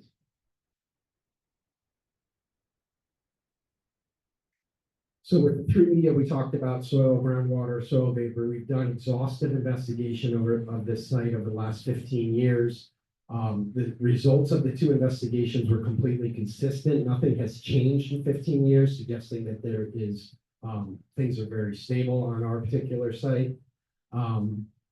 Very consistent with other sites that OER has looked at throughout the Greenpoint community in greater New York City. All of the proposed construction, as we mentioned earlier, is completely consistent with what we would do on a typical site. We always put in clean cover systems. We always put in vapor mitigation. We always implement dust and sediment control. However, this site is E-designated. So there is a regulatory element where OER will be overseeing our work. We are only obligated to put it through the E-designation program. However, because of the strong community involvement and interest in the site and the proximity to New Hart, we're proposing to bump it up to the OER's voluntary cleanup program. And in doing so, it gives additional community outreach, community comment periods, fact sheets that are issued to the community when we develop our plan for the development of our site. In addition, all of our plans, particularly the remedial action work plan, OER will share with the DEC, and Jane O'Connell, who many of you are familiar with, her group will review our plan and give it a blessing in addition to the New York City Department of Health. So by bumping it up to this program voluntarily, we're basically saying, let's have other regulators in addition to OER also bless this site so that you feel comfortable with it. Questions? Got anything coming in on the chat? Okay. Next slide. So as I mentioned, we're just at the very beginning of the voluntary cleanup process. All we've done is the investigations that we shared with you today. We're basically stuck here, and we've been stuck here for 15 years. We can't really go past this point and apply to the voluntary cleanup program without your consent. We're basically here to say, you know, ask us any questions you want about our site, but unless you're comfortable with it, we won't even apply to the voluntary cleanup program and we won't proceed. We need your and your elected officials' support in order to take this to the next step. Questions? Any questions? Anything on the chat? Yes, question. So obviously the folks who knew about this, you know, just a few came.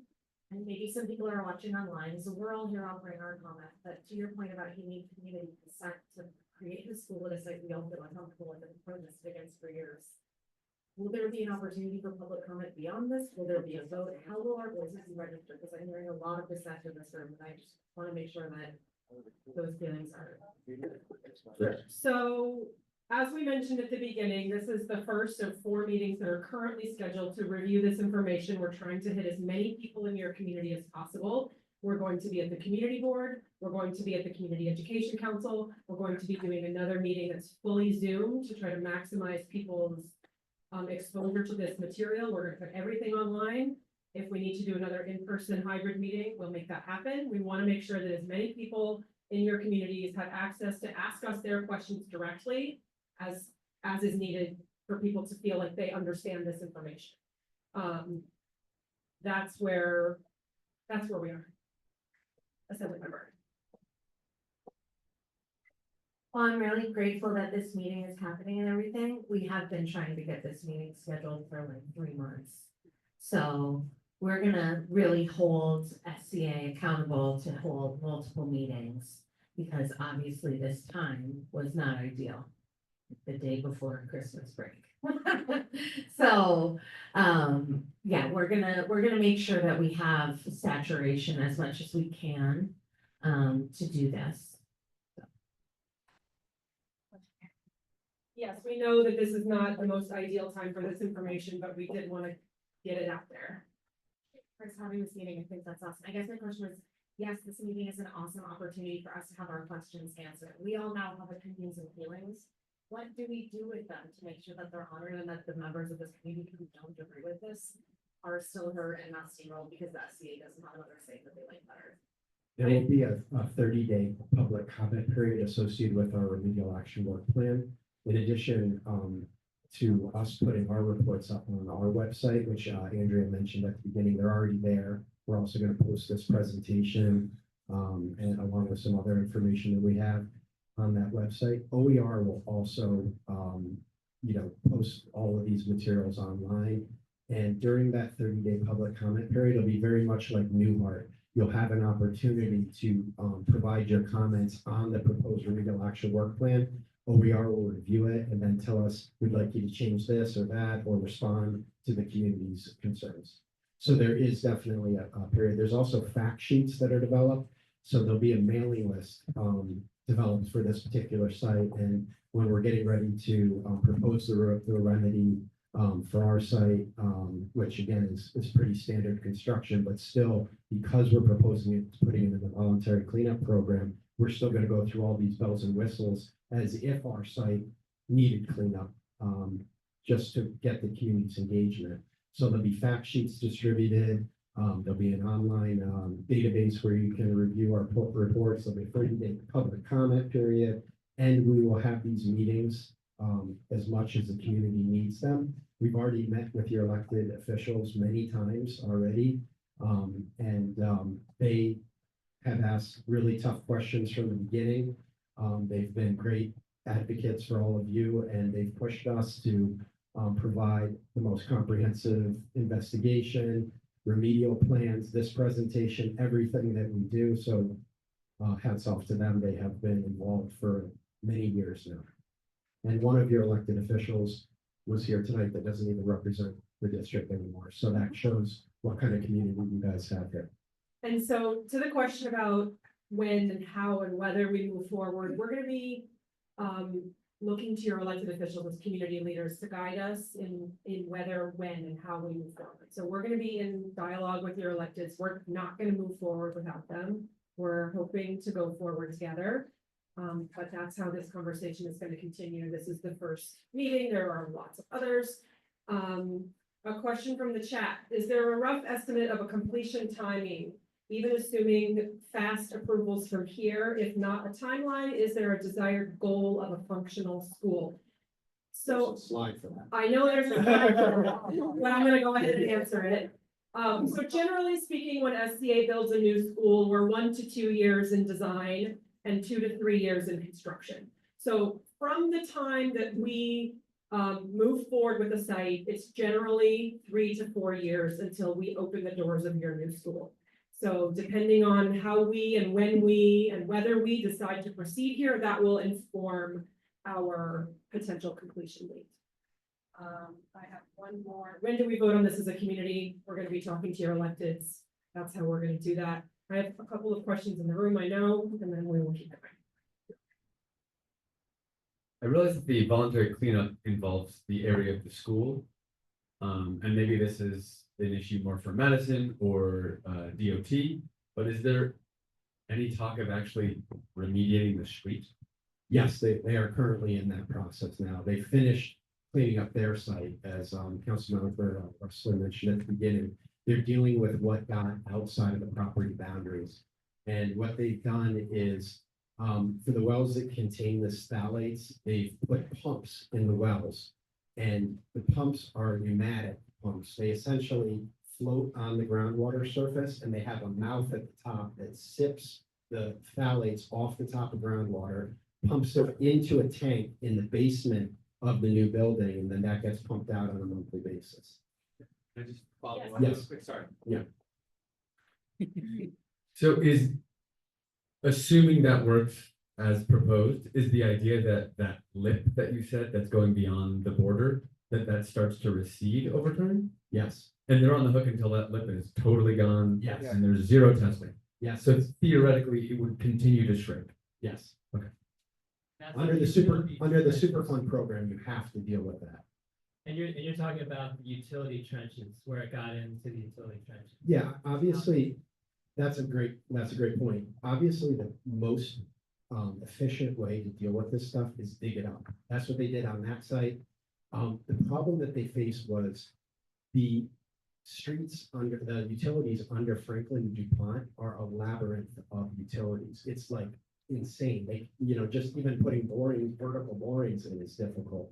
So to actually physically dig that up would be near impossible without taking out the city's power, gas, other services like that. So they're left with doing something in situ.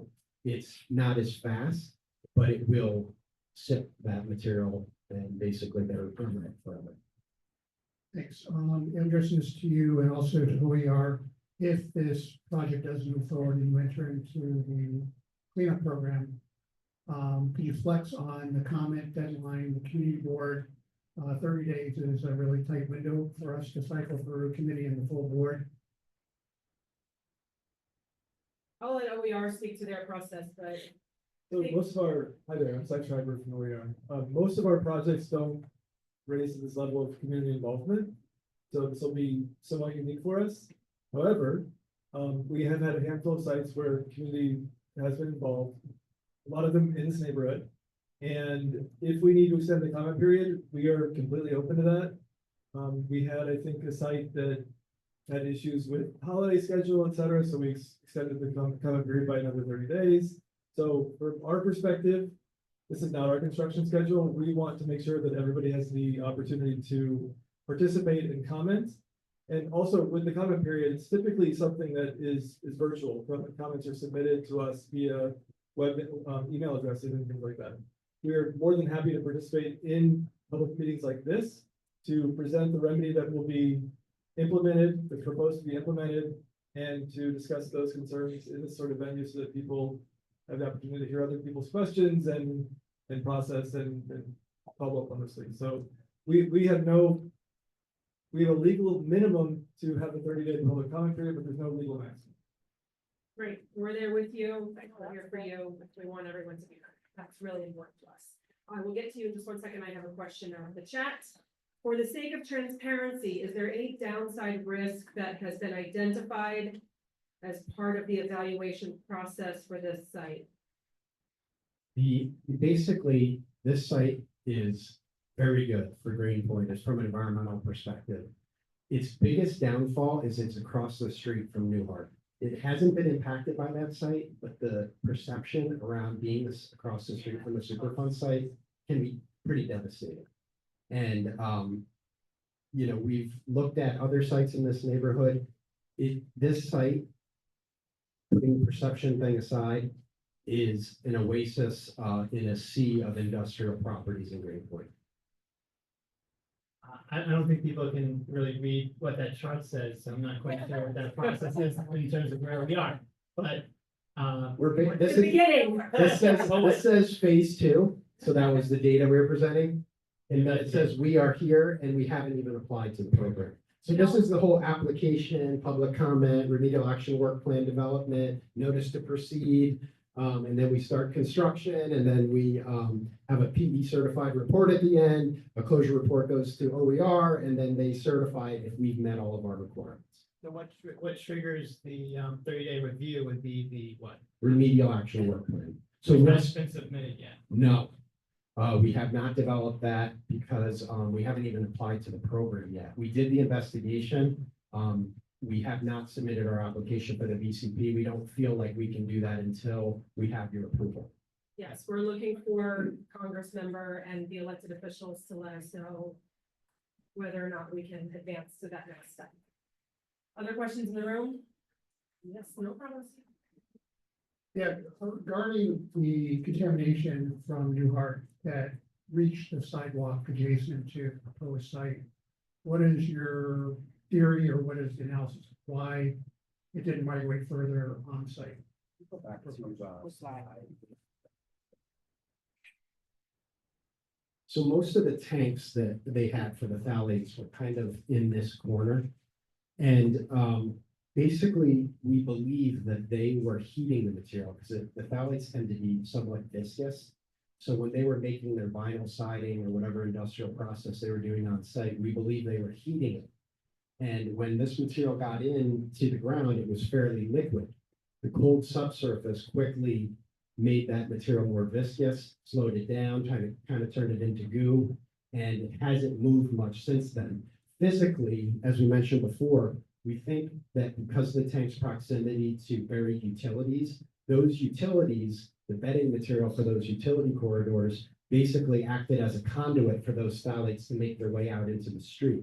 So that's how we think it got out. Groundwater, as we said, flows this way. So there isn't a force that's continuing to push it in this direction. Once it got out and kind of cooled, it seems like it stayed that way. DEC has been monitoring these wells since 2012. This ring has not changed. Yes, there's utilities in all of these streets. Yeah, I'm sorry, the plume, basically they're doing infinite amount of remediation, soil vapor extraction, from those 2 wells right next to the school on DuPont. If I understand that correctly. So why? Not soil vapor. They're pumping groundwater? They're pumping phthalates. Pumping phthalates, so. Yeah. So why did it migrate on site? It's not on site. Yeah, I'm saying why wouldn't it? I mean, it's like, 5 feet away, so why, was your theory that it didn't migrate further physically onto the site? It was heated initially when it was in process on site. When it made its way into the cold subsurface, it cooled, became more viscous, and it basically is adhering to soils. It's not moving further, and there's no vector. There's nothing that's making it go this direction. So it initially, when it first was released, went out in that direction. The only real transport mechanism, once you're into the groundwater, is groundwater flow direction. Every site that I've looked at, this site, you have a new site on Clay Street, all of them say groundwater flows this way, completely consistent with our findings. There's nothing that continues to push it in this direction. Plus, this entire mess is gone. So the source area, the vast majority of the material is gone. So there's nothing feeding this anymore either. Basically, all that's left is what got outside the property. So physically, there's no more source area to push out into the street. Other questions? Anything in the chat? Good, we have a question. I apologize, this is a little ignorant. I could maybe Google this if we weren't in a meeting, but you seem like you know a lot of stuff. This thing where we're pumping around the like complex spaghetti of pipes, is that something that you guys do a lot? Is that something that has a really high success rate? Is that like a super established thing that's like the standard and we know it works for sure? It is being done by the Newhart folks. So they hired Haley and Aldridge, this Madison Realty Capital, the Superfund Cleanup Responsible Party. They're doing all that work, not us, just to be clear. But we have used, yes, we have used this technology. I've seen it used on another site where basically use these pneumatic pumps to recover oil. It wasn't a school, it was a DOE facility. But essentially it was the same thing. It was a device that you lower into the well, it floats on the water table and it sucks the product off of the floating on top of the water. It does work. The only thing I would say to this gentleman's point before is it takes longer. If you were to just dig it up, you'd be done with it, but you can't because there's all these utilities. So they have to do something in the ground. Correct. We don't have like a precedent of how long that takes, so we're just kind of hoping they do that and then they keep doing it and it's done by the time school happens, or the school wouldn't happen until it was at zero. The school would still happen. It's not moving towards our school as we just discussed, and there's no way to come into contact with it. Plus, we have this hydraulic barrier here. So even if this stuff was started to move again for some reason, which physically I can't think of a way that it would, even if it started to move again, you have this protecting it. Even if this failed, if this hydraulic barrier didn't work for some reason, which is highly unlikely, there's no way to come into contact with this material. It's 12 feet below your feet. You're not drinking groundwater. It's not volatile. So it's not creating vapors that you could inhale if you live or go to school above it. Does that make sense? There's no physical way for you to touch it. The TCE goes this way. It goes with groundwater flow. Can you repeat the question? Sorry. The question was, what about PCE? What we detected on our site with regard to PCE was considered basically background when we spoke to OER.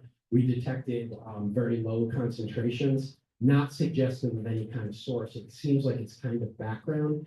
And I was reviewing a new site that North Brooklyn Neighbors is keeping their eye on Clay Street.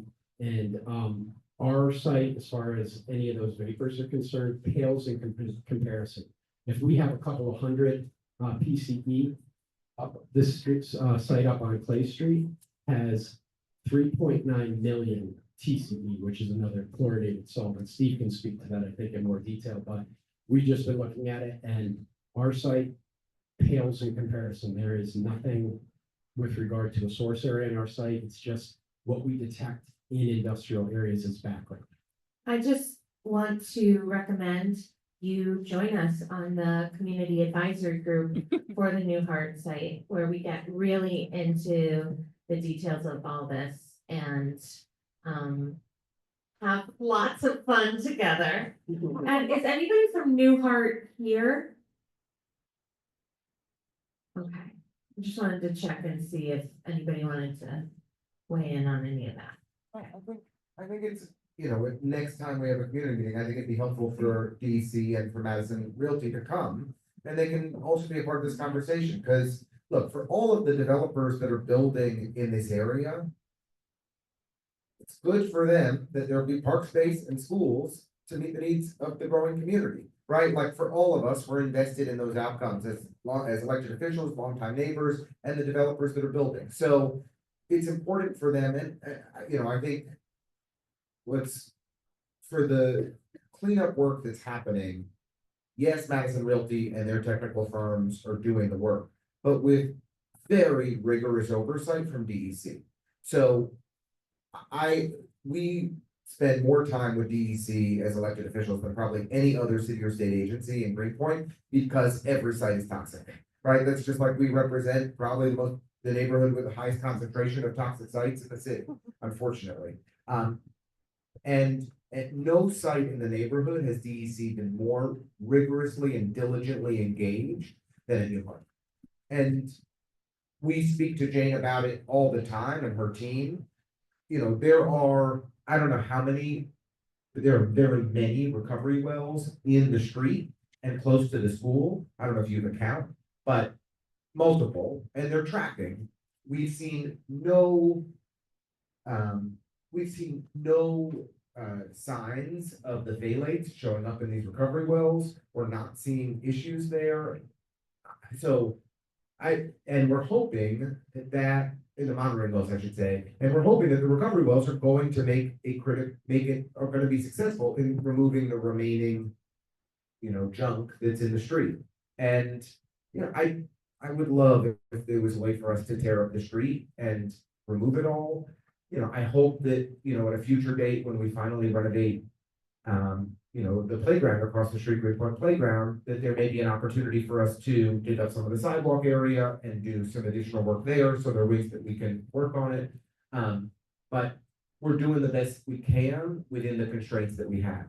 The other thing I just wanted to say to clarify something that was said earlier, when there's a 99-year lease on a site and we've been in contact with the developer that owns it, SCA can do whatever we want to build whatever we want there and what the community wants there. So, I mean, I'm not making promises for them that they're gonna get upset about, but like, it's our job as a city to design the school and to design a school that meets the needs of our community. So, you know, within the constraints of the site, whatever those may be, it's not based on the lease agreement or the fact that we don't have an ownership. The landlord is providing us with a space to build the school that our community needs. Thank you. Hold on one second. I just want to add some context from a regulatory perspective.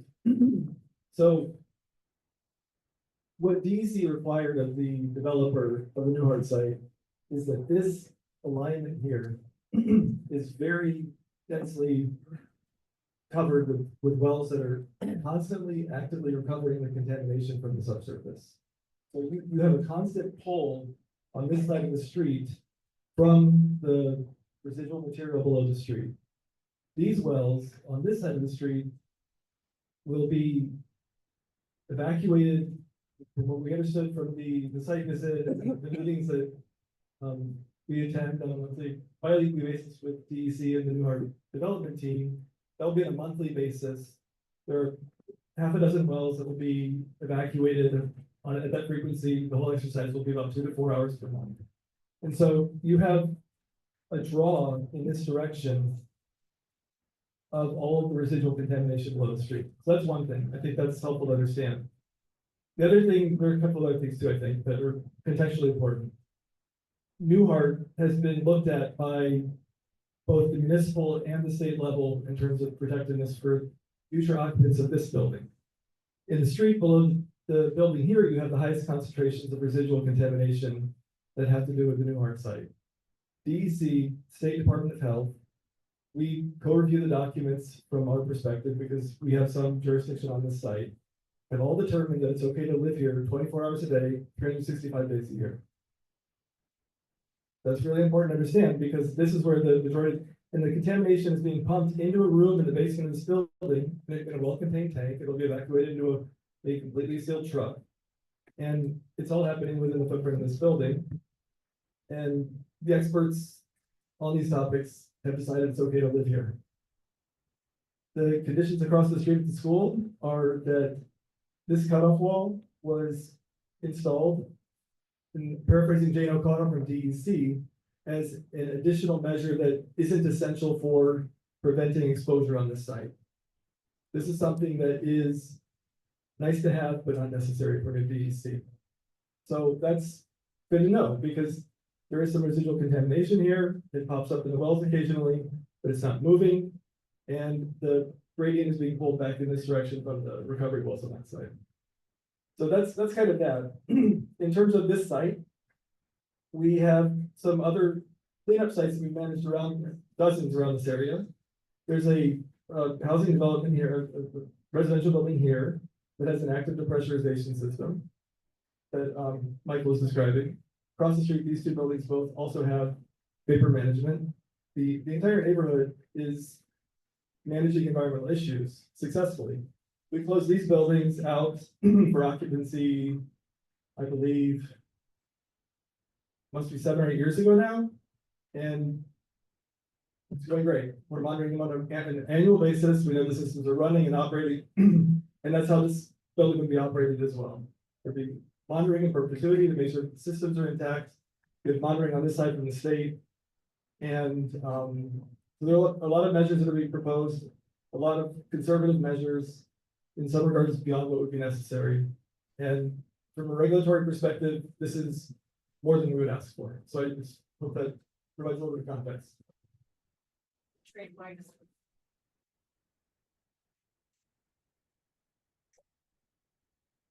So you mentioned that the VOCs, the TCs, right, they were going in this direction? North. So potentially towards the playground and towards Newtown Barge Park, is there some sort of vapor?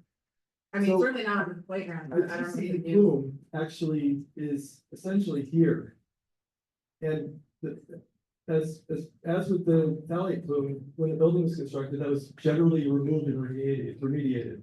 Now, there is some residual in the groundwater, and there is this offsite plume that's also being contributed to by the sites across the street, which DEC is also managing.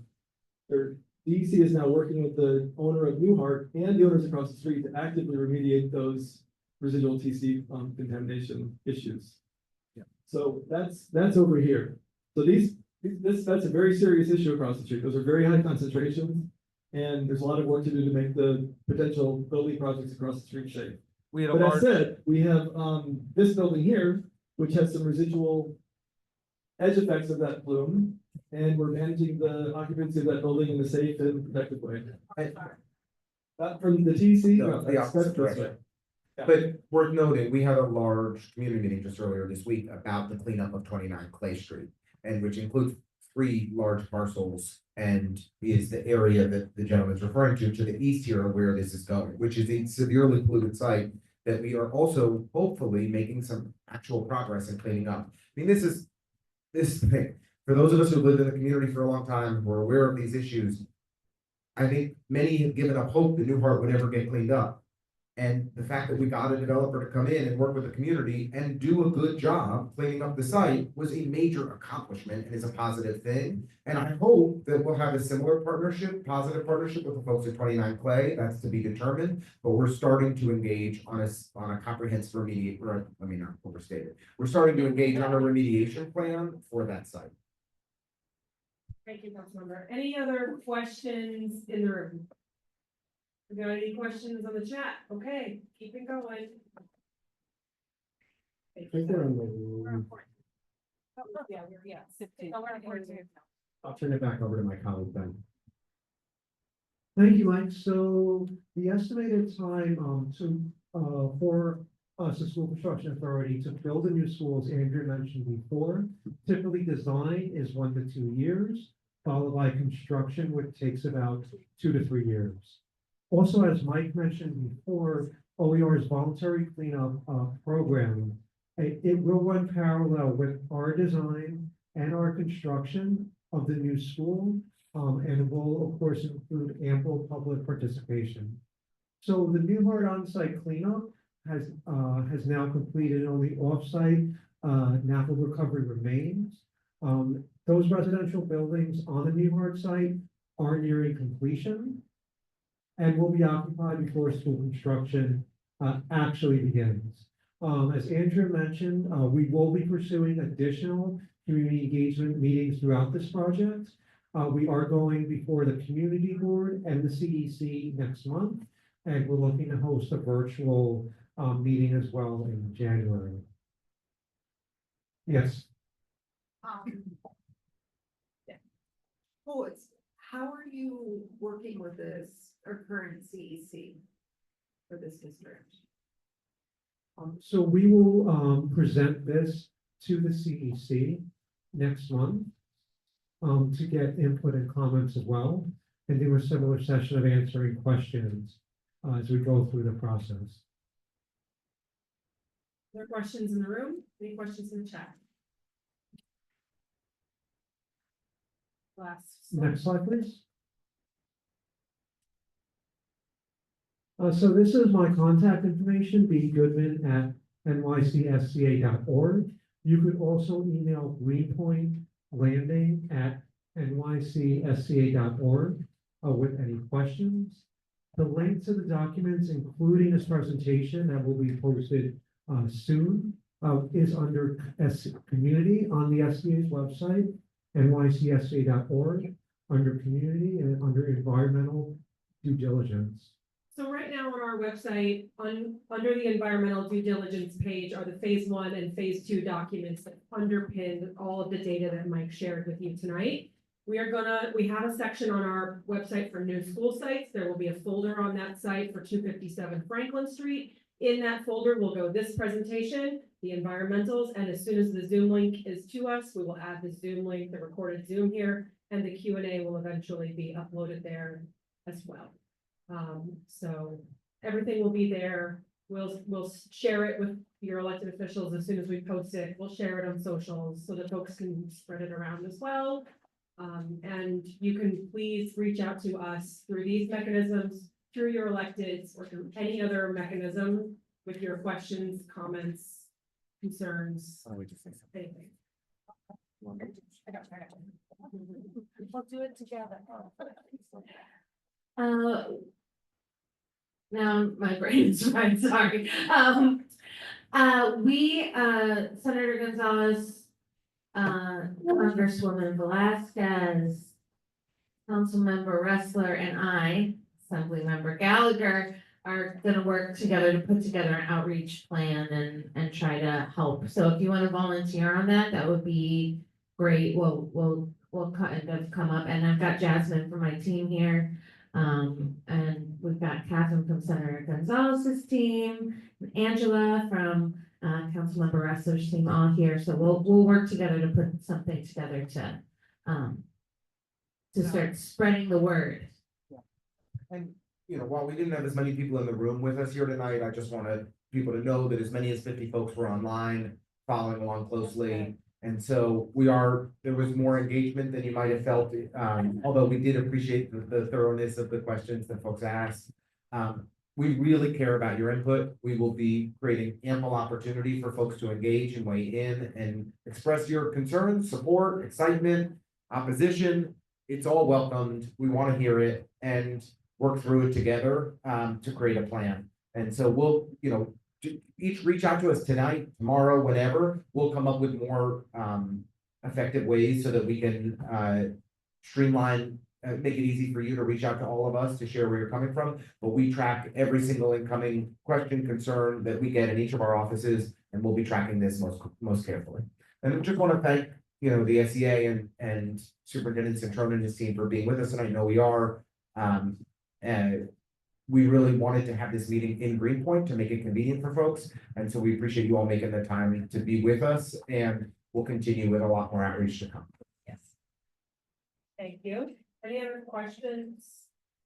Okay, I want to say thank you so much to everyone who joined us this evening. Thank you to the elected officials for dedicating so much of your time to us this evening, everyone in the room as well. Thank you, guys. Thank you. Nice meeting. Nice meeting you. Everybody, thank you so I'll much. be We look sure to forward to answer any hearing questions from you you, have. and we will be back. Happy holidays, everyone. Happy holidays.